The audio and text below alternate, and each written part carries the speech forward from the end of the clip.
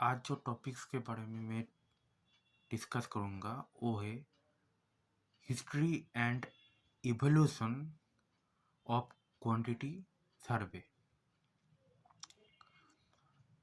इसमें जो पहला पॉइंट है वो है ओरिजिन। क्वांटिटी सर्वेयर जो ब्रांच है इंजीनियरिंग में, उसका ओरिजिन क्या है? तो ये है कि क्वांटिटी सर्वे का ओरिजिन है यूनाइटेड किंगडम में 18th सेंचुरी में स्टार्ट हुआ। उस टाइम में क्वांटिटी सर्वेयर को सिर्फ एस्टिमेशन और मेजरमेंट करने पड़ते थे। एक बिल्डिंग के या कोई और जो होता है प्रोजेक्ट जैसे हाईवे के, सिर्फ एस्टिमेशन और मेजरमेंट यही करने पड़ते थे। इन इस टाइम में जो जो प्रोसेस थे ये सब मैनुअल कैलकुलेशन थे। मतलब सारे चीज़ मैनुअली होता था इस टाइम में। और क्वांटिटी सर्वे का रोल एक क्लार्क के तरह रहता था। अब नेक्स्ट जो टाइम आया वो 19th सेंचुरी। 19th सेंचुरी में मटेरियल के एस्टिमेशन के साथ साथ कॉस्ट एस्टिमेशन के साथ साथ इसका कॉस्ट भी निकलने पड़ते थे एक क्वांटिटी सर्वेयर को। जैसे हम एक मटेरियल की एस्टिमेशन किया, उसके साथ साथ उसके जो कॉस्ट होता है, ओवरऑल बजट होता है, वो भी क्वांटिटी सर्वेयर को वो निकलता। तो क्वांटिटी सर्वेयर इस टाइम में इम्पोर्टेंट और भी बढ़ा। और इस टाइम में जो है क्वांटिटी सर्वेयर क्लाइंट को एस्टिमेशन और कॉस्ट निकालने के लिए हेल्प करते थे मटेरियल्स का।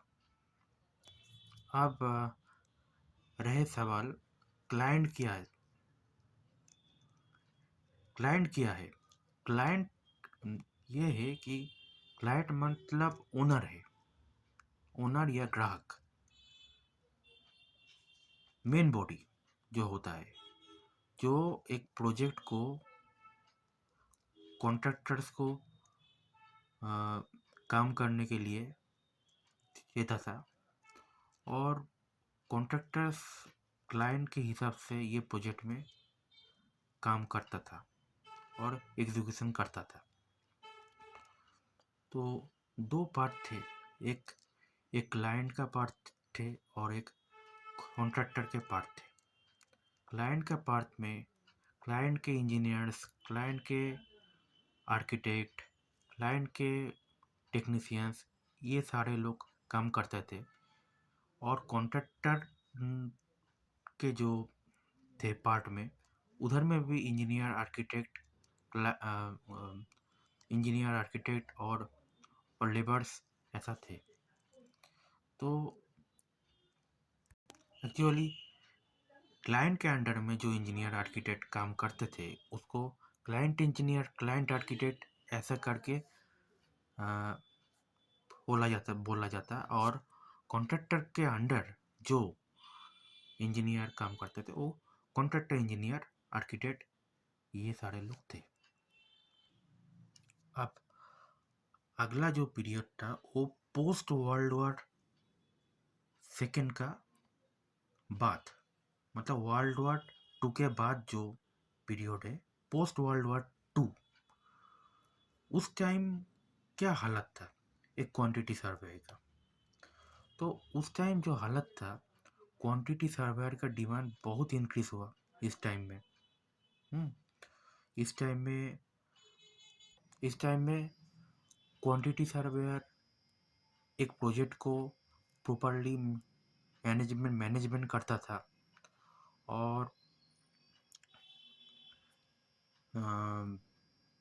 दे they do entirely management of the project और इसके साथ साथ क्वांटिटी सर्वेयर कॉन्ट्रैक्ट और एडमिनिस्ट्रेशन का भी काम करता था। कॉन्ट्रैक्ट और एडमिनिस्ट्रेशन में भी हेल्प करता था कॉन्ट्रैक्टर्स को। उसके बाद जो पीरियड आता है वो अर्ली 20th सेंचुरी है। इस टाइम में और भी एसेंशियलिटी आया कि क्वांटिटी सर्वेयर को और भी फास्ट काम करना है, तो इसलिए कुछ मेथड का इंट्रोड्यूस हुआ इस टाइम में, जिसमें क्वांटिटी सर्वे का प्रोसेस और भी फास्ट हुआ। जैसे दो मेथड इस टाइम में इंट्रोड्यूस हुआ, जैसे long wall and short wall method एक, और सेकेंड मेथड थे सेंट्रल लाइन मेथड। ये दोनों मेथड से इस टाइम में क्वांटिटी सर्वे का हिसाब किताब किया जाता था।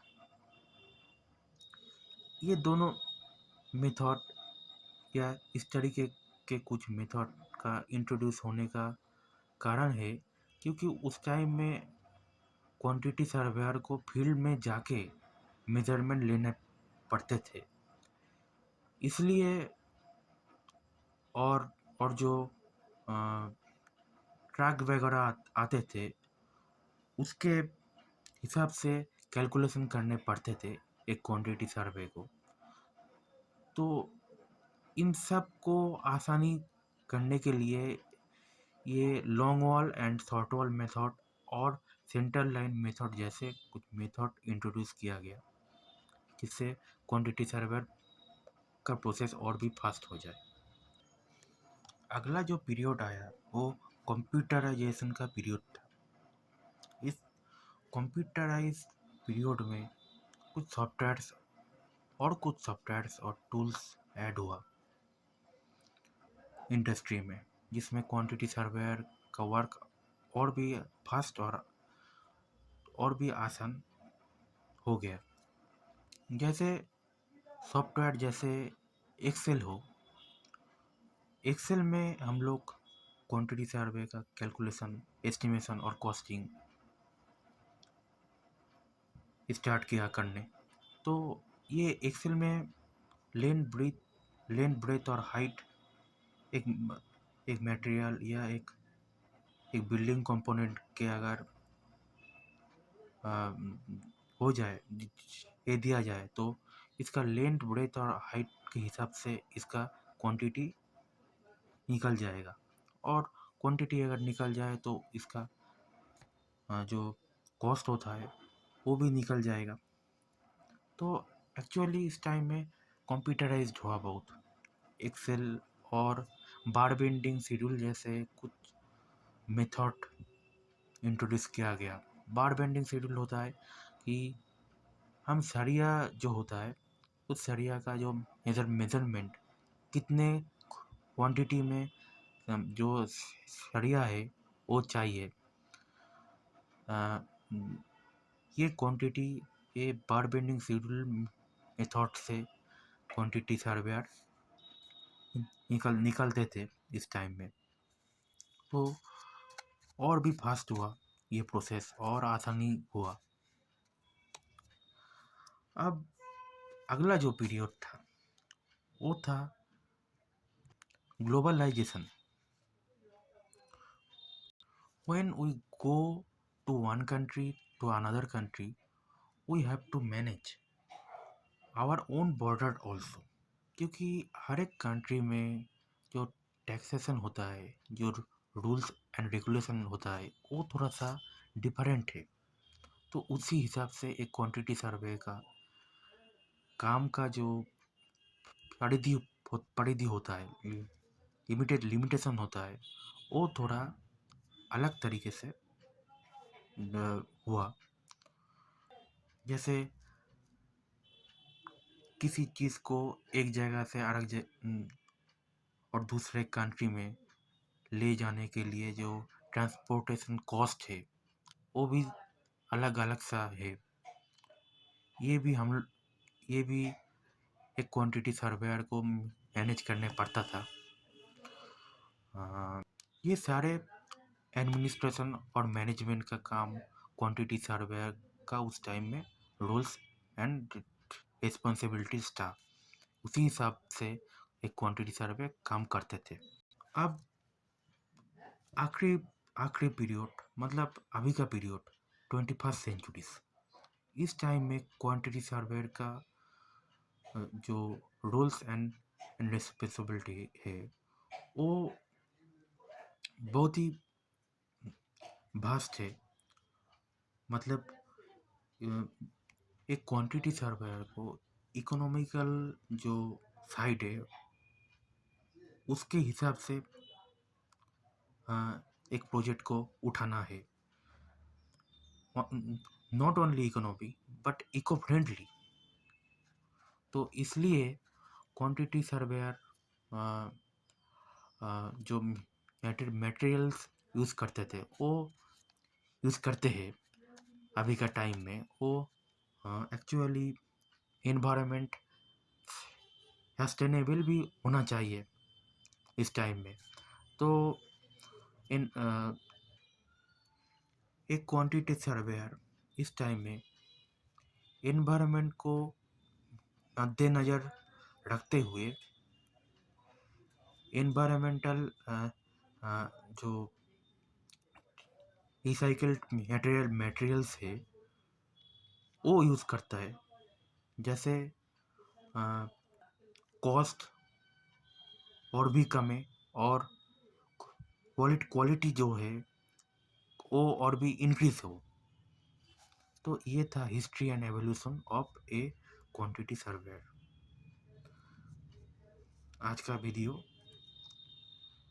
ख़त्म हुआ। नमस्कार।